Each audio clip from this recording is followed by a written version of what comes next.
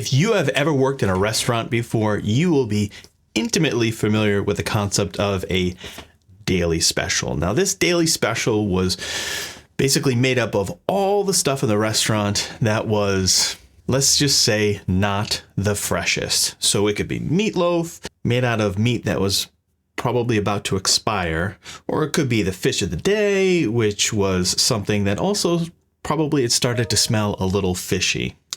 You see where I'm going with this. The ZV-E1 is, in my opinion, the king of them all, the blue plate special. Now, hear me out on this. To me, this camera represents really just a hodgepodge of parts from different camera bodies that they've pieced together into this one offering that they are calling, of course, the ZV-E1. You've got the body from the A6000 range. It's kind of a culmination of a couple different bodies, the A6000, the A6400. You've got the mic capsule from the ZV-1 and kind of that top deck as well, at least the design elements from that. And then for the sensor and the processor itself, it's the same one as the A7S III, the FX3, and the FX6. So everything is just kind of smashed into this small little body.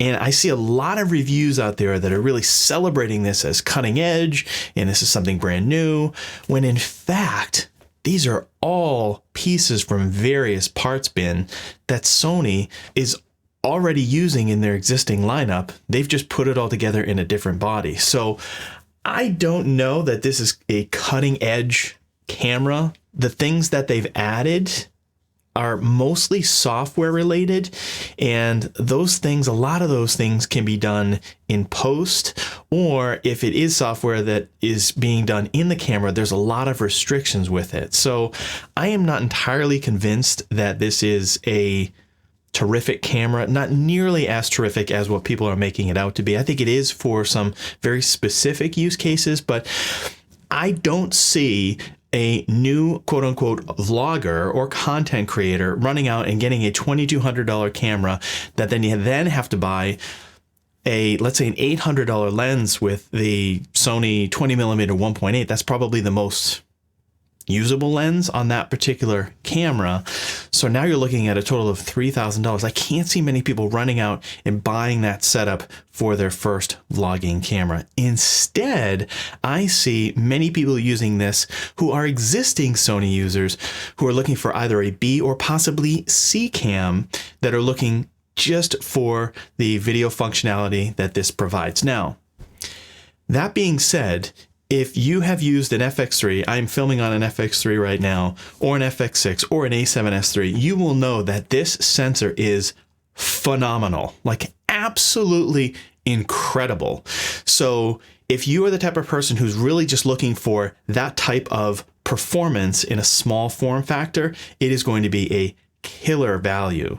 But for folks who, again, are trying to replace the A7S III or the FX3 or the FX6 with this camera, I think you are going to be deeply disappointed.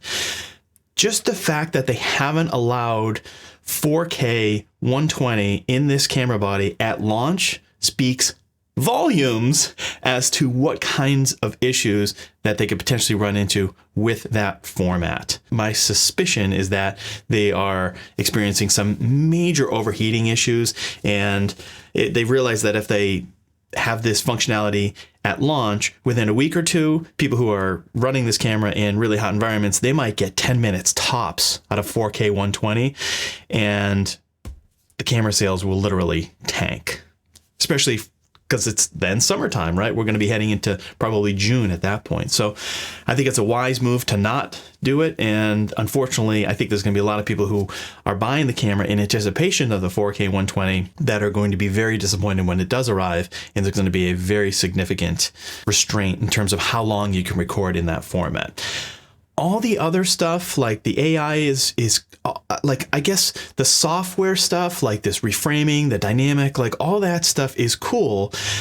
But again, a lot of the stuff you can do it in post and you don't necessarily need to do it in camera. And I think most people would prefer to do it in post because then you have the ultimate flexibility in terms of how you want to manage the image. Whereas if you leave it up to the camera, what you see is what you get, right?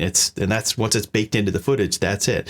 And then the gimmick of the bars, the black bars on the top, and these different color grades, I guess that's kind of cool if you want to like speed up your workflow and just get something out there. That's fine.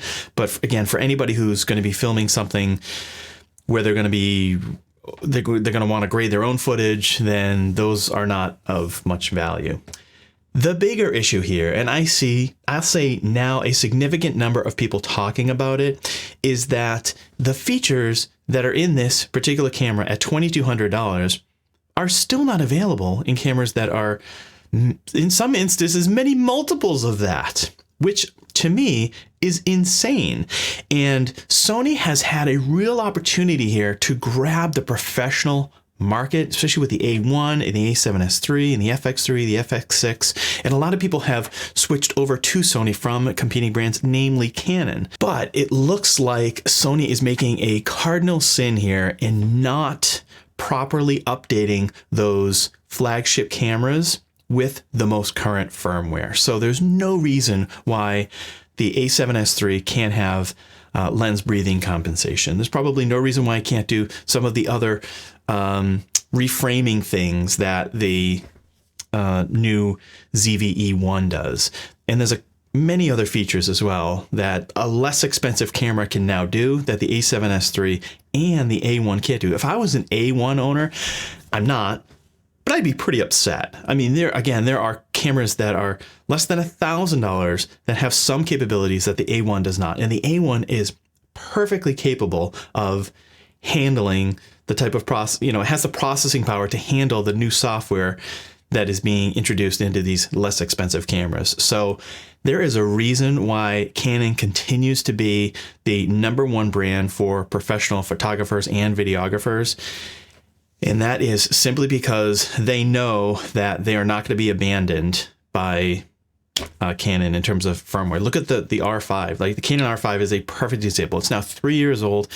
They just introduced another firmware update that is going to give, I think, pixel shift, like a 400 megapixel image or something like that. I don't even know exactly what that's all about, but again, they're investing in their flagship camera, and that's not even the flagship camera, but that is a more expensive camera. They continue to evolve and update that camera because they know it has the capabilities that can handle this additional functionality that they're throwing at it. So Sony really disappointed in not updating those higher end camera bodies.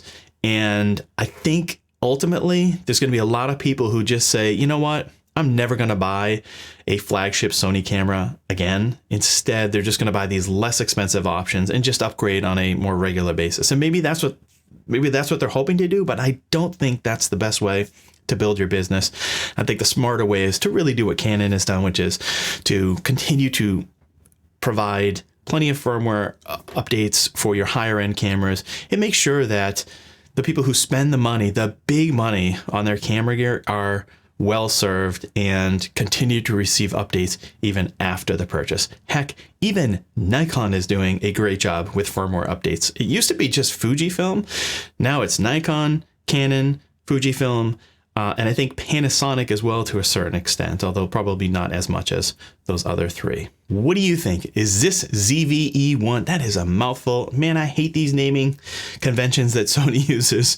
But do you think this new camera is going to sell well, or do you think that people are going to purchase other options from other brands or other Sony cameras? Let me know down in the comment section below.